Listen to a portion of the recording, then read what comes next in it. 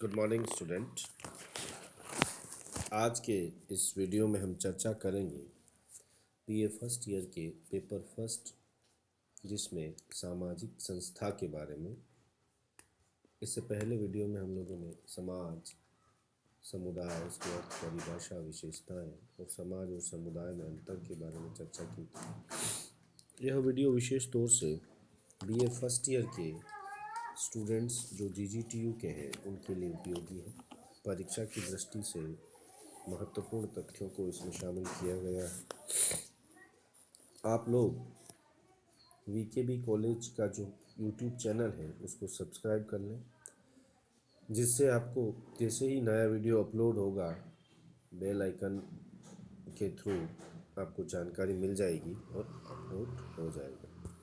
तो हम शुरू करते हैं आज कि संस्था किसे कहते हैं, संस्था का क्या अर्थ होता है, क्या परिभाषा है उसकी, संस्था के क्या कार्य हैं और संस्था की क्या विशेषताएं हैं। इस वीडियो को हम लगभग 3 पार्ट में बांटेंगे। इसमें एक पार्ट में हम अर्थ और परिभाषा को समझेंगे, दूसरे पार्ट में संस्था के कार्य को समझेंगे और अगले पार्ट में हम लोग विशेषताओं को समझेंगे। तो आप एक एक पार्ट को देखते जाइए और नोट्स भी बनाते जाइए ताकि आपको परीक्षा की दृष्टि से उपयोगी साबित हो। तो शुरुआत करते हैं पहले बिंदु, संस्था किसे कहते हैं, संस्था की क्या अवधारणा।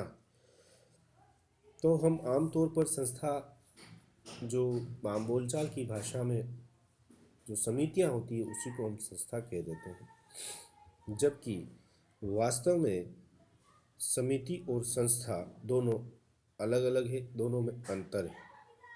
सामान्य तौर पर चूंकि हमें तकनीकी शब्दावली का ज्ञान नहीं होता है या शब्दों की गहराई का ज्ञान नहीं होता है, इसलिए संस्था और समिति का एक ही अर्थ लगा दिया जाता है, परंतु दोनों में कुछ आधारभूत अंतर है।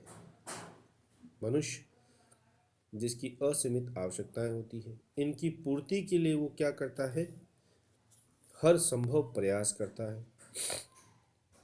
इन आवश्यकताओं में कुछ आवश्यकताएं सामान्य होती है, तो लोग क्या करते हैं, आपस में मिलजुल कर सामान्य आवश्यकताएं और उद्देश्य हैं उनकी पूर्ति के लिए एक संगठन बना लेते हैं। और व्यक्तियों के इसी संगठन को हम लोग क्या कहते हैं, समिति कहते हैं। अर्थात जब कभी आप लोगों ने देखा होगा कि कोई काम करना होता है, चाहे ग्रामीण स्तर पर हो चाहे शहरी स्तर पर हो, तो लोग क्या करते हैं, उसके लिए 5 लोगों को नामित करते हैं और कहते हैं ये 5 लोग इस कार्य को करेंगे। अर्थात जब सामान्य आवश्यकताओं या उद्देश्यों की पूर्ति के लिए संगठन बनता है तो उसे हम लोग क्या कहते हैं, समिति कहते हैं। इस प्रकार जब समिति का निर्माण किया जाता है तो समितियों की सफलता के लिए परस्पर क्या होता है, सहयोग की आवश्यकता होती है। समिति का कार्य क्या है, विधिवत रूप चलने के लिए या समिति के उद्देश्यों की पूर्ति के लिए कुछ साधन, तौर तरीके या जो व्यवहार प्रणाली है या कार्यविधि होती है उसको अपनाया जाता है।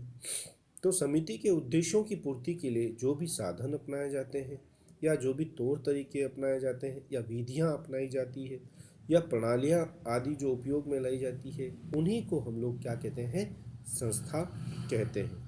अर्थात जब कभी आवश्यकताओं की पूर्ति के लिए प्रतिमानित व्यवहार प्रणाली या कार्यविधि होती है उसे हम संस्था कहते हैं। प्रतिमानित अर्थात समाज द्वारा मान्यता प्राप्त या समूह द्वारा मान्यता प्राप्त, जिसके कुछ नियम होते हैं और व्यवहार प्रणाली के कि अध्यक्ष ये काम करेगा और इन्हीं नियमों के तहत करेगा। तो नियमों और कार्य प्रणाली की जो ये व्यवस्था है यही संस्था कहलाती है। अब हम इसे एक उदाहरण के माध्यम से समझते हैं बच्चों।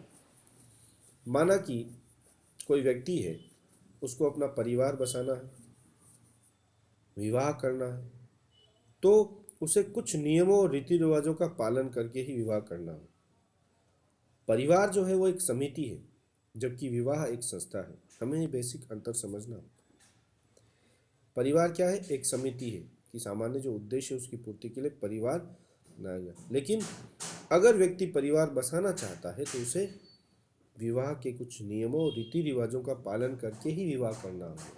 जैसा आपने आसपास और अपने परिवार और सगे संबंधियों में भी देखा होगा कि विवाह होता है तो विवाह में कुछ रीति रिवाज और परंपराओं को हमें निभाना होता है, और यही रीति रिवाज और परंपरा और कार्यविधि क्या कहलाती है? संस्था कहलाती है। अब हम थोड़ा संस्था के अर्थ को थोड़ा सा फोकस करते हैं कि संस्थाएं वे उपकरण या कार्यप्रणाली हैं जिनके द्वारा व्यक्ति क्या है, समितियों और संगठन में अपने उद्देश्यों की पूर्ति करते हैं। ये समाज द्वारा मान्यता प्राप्त होती है। कार्यप्रणाली या नियमों की व्यवस्था होने के कारण संस्थाएं क्या होती है? अमूर्त होती है। जैसे विवाह हो गया, उत्तराधिकार हो गया, परीक्षा प्रणाली हो गई, स्नातकत्व हो गया, सामूहिक सौदेबाजी हो गई, प्रजातंत्र हो गया। ये सब क्या है? संस्थाओं के उदाहरण हैं। संस्थाओं को सामाजिक रीति रिवाजों का समूह भी कहा गया। कुल मिलाकर जो समितियां होती है या संगठन होते हैं, उनके कुछ उद्देश्य होते हैं। उन उद्देश्यों की पूर्ति के लिए समाज कुछ नियम बनाता है, कुछ कार्यप्रणालियां बनाता है, जिसे समाज मान्यता प्राप्त देता है, और उन्हीं को क्या कहते हैं हम लोग? संस्था कहते हैं। तो संस्था एक सामाजिक रीति रिवाजों का समूह भी कहा। अब हम चर्चा करेंगे कि संस्था की परिभाषा। देखिए, संस्था को लेकर अलग अलग विद्वानों ने अपने अलग अलग मत प्रकट किए हैं। दो विद्वान बोगार्डस, मैकॉय और पेज को मैंने वीडियो में साझा किया है, जिसमें बोगार्डस कहते हैं कि एक सामाजिक संस्था समाज का वह ढांचा है जो मुख्य रूप से सुव्यवस्थित विधियों के द्वारा व्यक्तियों की ज़रूरत की पूर्ति के लिए संगठित किया जाता है। अब बोगार्डस जो कह रहे हैं, हमने पहले जो चर्चा की है कि संस्था क्या है? समाज का एक ढांचा है जिसमें नियम और कार्यप्रणालियां हैं जो सुव्यवस्थित विधियों द्वारा, अर्थात समाज द्वारा स्वीकृत जो कार्यप्रणालियां हैं, जो नियम है, जो साधन है, जो तौर तरीके हैं, उनके द्वारा क्या करता है? समाज के सदस्यों की ज़रूरतों को पूरा करता है और इसी के लिए संगठित किया जाता है। मैकाइवर और पेज कहते हैं कि संस्था कार्यप्रणालियों के स्थापित स्वरूप या दशा को कहते हैं जो समूह की सामूहिक क्रियाओं की विशेषता है। मैकाइवर और पेज क्या कहते हैं कि संस्था क्या करती है? इस तरह की कार्यप्रणालियां स्थापित करती है और ऐसी स्थिति उत्पन्न करती है जो समूह के सामूहिक क्रियाओं की विशेषता, अर्थात समूह के जो सामूहिक उद्देश्य हैं उनकी पूर्ति करती है। कुल मिलाकर संस्था जो है वो अनेक जनरीतियों, रूढ़ियों आदि का ऐसा संगठन है जो अनेक सामाजिक कार्यों को करता है। इस प्रकार संस्था, हम अगर संक्षेप में कहें कि संस्था किसे कहेंगे, तो संस्था नियमों या कार्य प्रणालियों की व्यवस्था है जिसके अंतर्गत, या दूसरे शब्दों में हम कहें तो संस्था का तात्पर्य व्यवहार के वे स्वीकृत प्रतिमान हैं जिनके द्वारा परस्पर संबंधित व्यक्तियों की भूमिकाएं निश्चित कर दी जाती हैं। अब हम जब विवाह की बात करते हैं तो विवाह जब संपन्न होता है तो दोनों की अलग अलग भूमिकाएं होती है। दूल्हा होते हैं, दुल्हन होते हैं, उसमें कुछ रीति रिवाज होते हैं, कुछ परंपराओं का पालन करते हुए विवाह किया जाता है। कुल मिलाकर संस्था क्या है? नियमों की और कार्य प्रणालियों की क्या है? एक व्यवस्था है। तो आप लोगों को यह समझ में आया होगा कि संस्था हम किसे कहते हैं। हम सामान्य शब्दों में अगर समझे बच्चों, तो माना कि किसी व्यक्ति को कोई उद्देश्य या किसी समूह को किसी उद्देश्य की प्राप्ति करनी है, तो उस उद्देश्य की प्राप्ति के लिए कुछ लोग मिलकर एक समूह या संगठन का निर्माण करते हैं। उसे हम क्या कहते हैं? समिति कहते हैं। लेकिन उस समिति को चलाने के लिए या उस समिति के जो लक्ष्य हैं उनको प्राप्त करने के लिए उनको क्या करना होता है? कुछ नियम बनाने होते हैं, कुछ कार्यप्रणालियाँ तय करनी होती हैं, कुछ साधन या तौर तरीके तय करने होते हैं। जब समाज या समूह इसको स्वीकृति प्रदान करता है कि इस उद्देश्य को प्राप्ति के लिए यह समिति इन इन कार्यप्रणालियों, विधियों और नियमों के द्वारा इन उद्देश्यों की पूर्ति करेगा, तब जब वो नियमों की व्यवस्था है या कार्यप्रणालियों की जो व्यवस्था है वह संस्था कहलाती है। तो इस वीडियो में हमने सामाजिक जो संस्था है उसकी अर्थ को समझा, उसकी परिभाषा को समझा। मैं पुनः आपसे कहूँगा कि मैकाइवर और पेज की जो पुस्तक है सोसाइटी, उसका नाम याद रखिएगा। क्यों?